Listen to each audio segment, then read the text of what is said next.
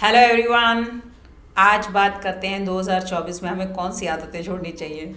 भैया हर साल ही कोई ना कोई आदत छोड़ दो। गंदी आदतें तो कभी होनी ही नहीं चाहिए। हर आदत छोड़नी चाहिए गंदी तो। लेकिन ये देखिए हमें एक कंटेंट मिलता है जिस पर हमें बोलना पड़ता है वरना मैं कभी एक एस्ट्रोलॉजर या ज्योतिषी या आप कह लीजिए पंडित आपको नहीं बोलेगा कि ये आदतें छोड़ दो। अब बड़ा दिग्गज है कि प्लेनेट चेंज हुआ है राहु, तो हमें क्या छोड़ना है। राहु डेविल है। डेविल जब तक ज़्यादा तामसिक चीज़ें नहीं खाता उसको संतुष्टि नहीं होती। तो क्या मैं कह दूँ किसी को अगर वो प्योर नॉन वेजिटेरियन है कि नहीं आप मत खाइए? नहीं कह सकते ना। फॉरेन कंट्री में आप ये बात बोल नहीं सकते, वहाँ बड़ी सर्दी पड़ती है। मेन क्या है, आदत कोई भी नहीं आपको छोड़नी। बस एक आदत है जो मैं हमेशा आपसे कहती हूँ कि कभी किसी का तिरस्कार मत कीजिए। हमेशा ये जो आप नमन करते हो ना, नमन का मतलब नमस्ते नहीं कर रहे सामने वाले के शरीर को, नहीं नमस्ते कर रहे। नमन का मतलब उसके अंदर जो जीव है आप उसको नमन कर रहे हो, क्योंकि नर में ही नारायण है। और रही आदतों की बात, देखिए राहु का काम है, डेविल्स का काम है, तो डेविल्स तो अपना काम करेगा। लेकिन केतु आया कहाँ है? वर्गों में। ये बुध का घर है, महात्मा बुद्ध की जर्नी है। अगर अपने आप को पाना है, मोक्ष को पाना है, आध्यात्मिक को पाना है, तो सबसे पहले अपने कमियों को, अपनी आदतों को आपको ठीक करना पड़ेगा। आज कलयुग में ये बातें बेईमानी लगेंगी, लेकिन मैंने आज तक किसी को नहीं मना करा कि आप गुटखा मत खाइए, शराब मत पिए। मैं सिर्फ 8th हाउस देखती हूँ कि जो चीज़ आयु को कम करेगी, क्योंकि अगर 2nd हाउस में राहु है वो खाएगा नहीं तो मरेगा। अगर 2nd हाउस में शुक्र है तो गुटखा खाएगा ही खाएगा, खाएगा तो जिएगा, नहीं खाएगा तो मरेगा। अगर 8th हाउस है, 8th हाउस हमारा आयु का है, 2nd हाउस खाने का है, तो मैं मना करती हूँ। मान लीजिए वहाँ पाइसेस है और वहाँ पर राहु बैठा हुआ है, तो मैं मछली खाने के लिए मना कर देती हूँ। अगर वहाँ पर शनि है तो मैं बीफ खाने के लिए मना कर देती हूँ, आयु कम हो जाएगी। अगर वहाँ पर ऐसे कारक तत्व लेना है, जैसे अगर वहाँ पर मंगल है तो मैं मटन खाने के लिए मना कर देती हूँ कि आप कुछ भी खाइए, ये मत खाइए, आयु में कम हो रहा है।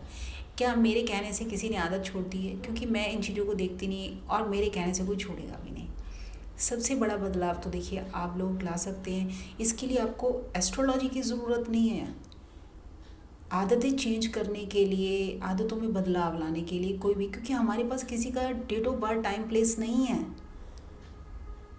हमारे पास सिर्फ गोचर है, बेल्ट जो कि घूम रही है। 5 मई को मेरे लिए तो अच्छा टाइम है, क्योंकि मेरा टॉरस में ही चंद्रमा है और गुरुदेव यहाँ से ट्रांजिट हो रहे हैं। जब भी चंद्रमा से गुरु ट्रांजिट होते हैं तो किसी की ब्लेसिंग आपके साथ 2400 घंटे रहती है। अभी चंद्रमा से 12वें घर में गुरु चल रहे हैं तो ब्लेसिंग में कमी आ रही है, तो थोड़ा सा स्ट्रगल आ रहा है लाइफ में।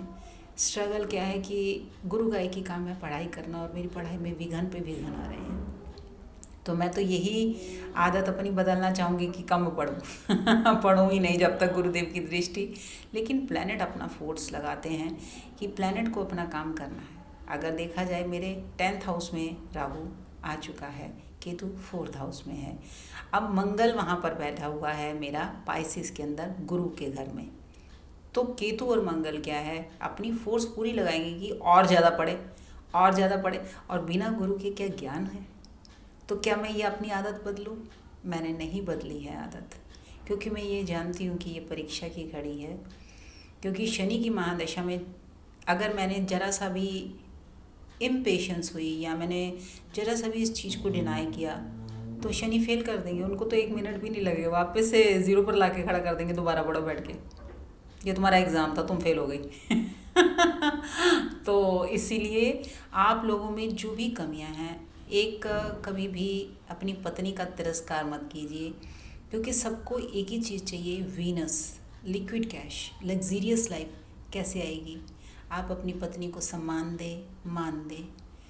उसके बाद है जिनका भी शुक्र है टॉरस के अंदर, गुरुदेव वहाँ से ट्रांजिट हो रहे हैं, तो ये एलिगेशन का टाइम है। तो इसलिए किसी के आप किसी के उसमें पड़ो ही नहीं झगड़े में, क्योंकि यहाँ पर फिर बेइज्जती होगी अगर आप किसी के झगड़े में पड़ते हो। ये प्रेडिक्शन मैं आज कर रही हूँ क्योंकि हमारे पास किसी का date of birth time place नहीं है, लेकिन फिर भी जितने जुलाई 96 में बॉर्न हुए उनका वीनस आपको वही मिलेगा। तो ऐसे बच्चों को लड़ाई झगड़े में नहीं पड़ना। दूसरा, पत्नी का आप मान सम्मान करें। किसको लिक्विड कैश नहीं चाहिए? कौन नहीं चाहता उसके घर में सुख समृद्धि रहे? आप सब कुछ करते हो, वास्तु, रेमेडी, लाल किताब के उपाय, जेम स्टोन, सब कुछ करते हो, लेकिन मैं सिंपल बोलती हूँ, एक जीव को, जीवात्मा को समझो बस। मरने के बाद जो होता है वो रिचुअल्स हैं, वो रीति रिवाज हैं। जीते जी क्या करा है? जीते जी कुछ करिए ना, तब लगता है कि हाँ इसने हमारे लिए कुछ किया है।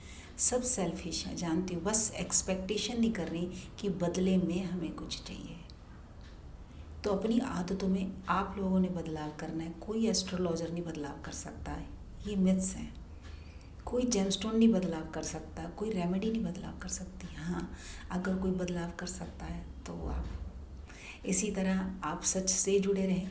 2024 की सबको अभी से ही शुभकामनाएं, और अपना ज़िंदगी में हमेशा, हर साल, हर पल बदलते रहिए, क्योंकि यही ज़िंदगी है, बदलाव ही ज़िंदगी है, ट्रांसफॉर्मेशन ही ज़िंदगी है। जब देखें कि कोई कमी है, अपने में बदलाव ले आइए। तो मैं तो इसी बात को ही मानती हूँ। आप सच के साथ जुड़िए, मेरे चैनल के साथ जुड़िए। अगली बार मिलते हैं एक मिथ को तोड़ने के लिए, एक भ्रम को तोड़ने के लिए। डॉक्टर किरण पावा, मेरे चैनल को लाइक करें, शेयर करें, सब्सक्राइब करें। बाय।